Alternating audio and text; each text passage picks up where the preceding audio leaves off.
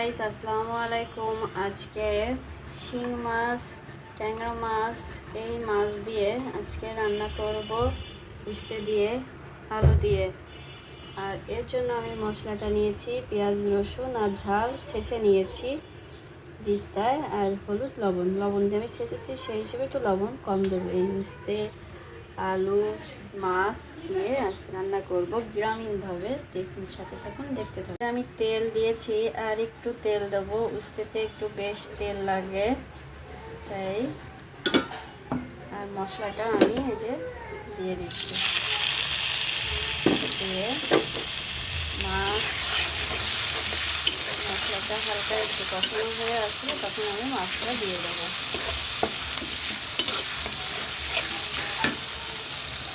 যেখানে আমি একটু পাঁচটা ঝাল দিয়ে দিলাম। এবার আমি এখানে যে মাছ লবণ দিয়ে হলুদ দিয়ে ভিজিয়ে রাখছিলাম সেটা ওই ছেড়ে দিলাম।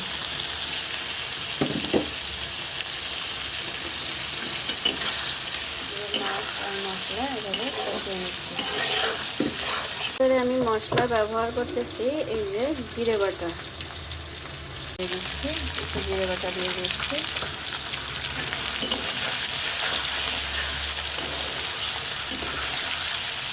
একটু পানি দিয়ে নিলাম, যেহেতু মাছ কষাবো।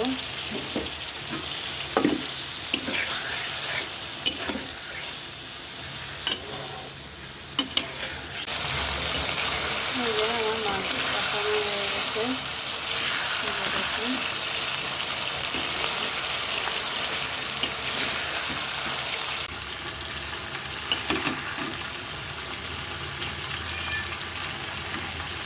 এক এক করে আমি মাছগুলো উঠিয়ে ফেলতেছি। আমার মাছগুলো সব কষানো হয়ে গেছে। এখন আমি এই মশলার ভিতরে আলুটা কষিয়ে নেব।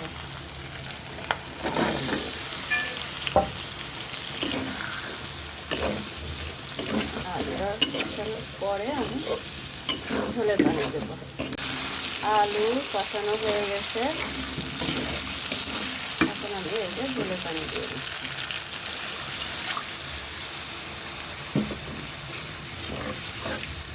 এই ঢেকে দিলাম, এই যে উতলাই গেছে।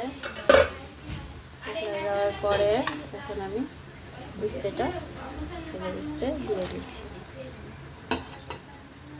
দিয়ে নাড়া দিয়ে দিলাম। এখন উস্তে দেওয়ার পরে এবার মাছটা দিয়ে দেবো।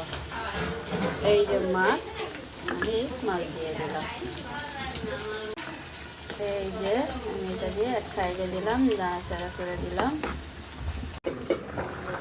এই দেখুন আমার আজকের উস্তে দিয়ে ট্যাংরা মাছ, শিং মাছ দিয়ে রান্না তরকারি। আমি আরও ঝোল শুকায় ফেলবো, আবার ঢেকে দিব।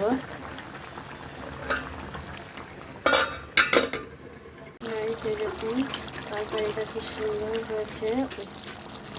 এই দেখুন তরকারিটা কি সুন্দর হয়েছে। এরকম একটু ঝোল ঝোল মাখা মাখা থাকবে, ঠান্ডা হলে আমি নামাবো।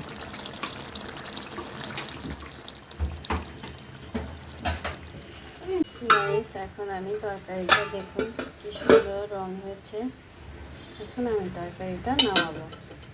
তৈরি করে ফেললাম ট্যাংরা মাছ দিয়ে আলু দিয়ে উস্তে দিয়ে রান্নার তরকারি।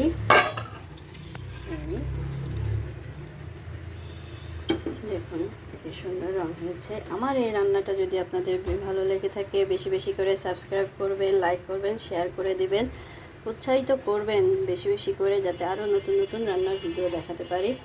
ধন্যবাদ সবাইকে।